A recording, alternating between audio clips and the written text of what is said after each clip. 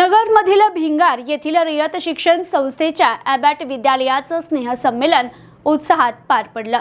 भिंगार येथील रयत शिक्षण संस्थेचे ॲबॅट Mayadevi Guruditta Shah high school, junior arts college आणि विश्वशंकर प्राथमिक विद्यालयाचं वार्षिक स्नेहसंमेलन उत्साहात पार पडलं। या स्नेहसंमेलनात विविधतेनं नटलेल्या भारतीय संस्कृती आणि परंपरेचं दर्शन घडविण्यात आलं। विद्यार्थ्यांनी एकापेक्षा एक सरस सांस्कृतिक कार्यक्रम सादर करीत उपस्थितांची मने जिंकली।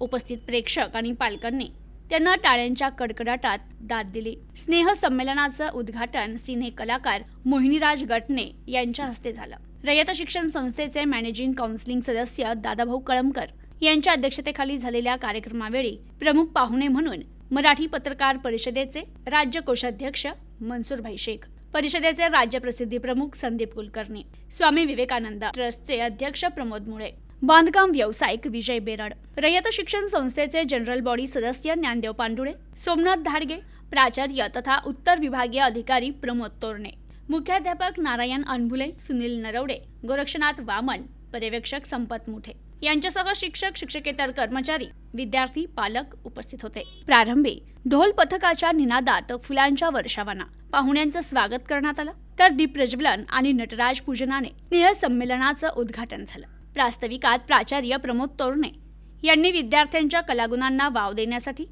आणि पाठीवर शाबासकीची थाप देण्यासाठी स्नेह संमेलन आणि पारितोषिक वितरण दरवर्षी केलं जात असल्याचं स्पष्ट करून विद्यार्थ्यांनी विविध क्षेत्रात मिळवलेल्या यशाचं अहवाल वाचन केलं।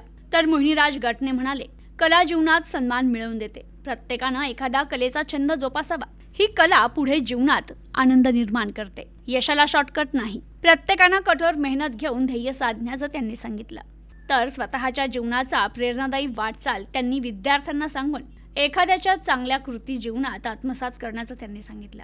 तर संदीप कुलकर्णी म्हणाले, आशिया खंडातील सर्वात मोठी शैक्षणिक संस्था म्हणून रयत नावारूपास आली।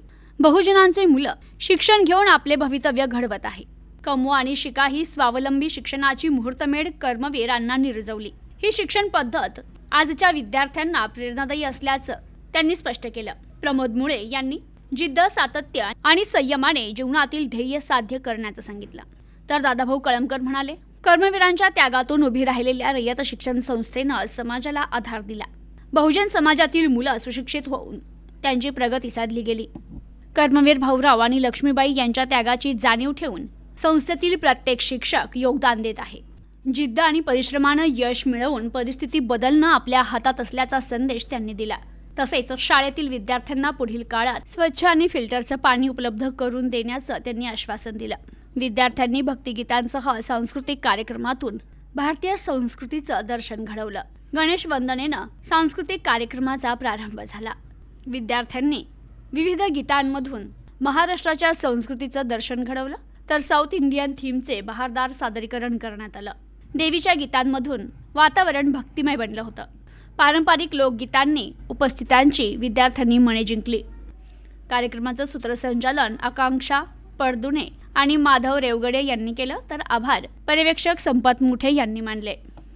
Bureau report, news today 24।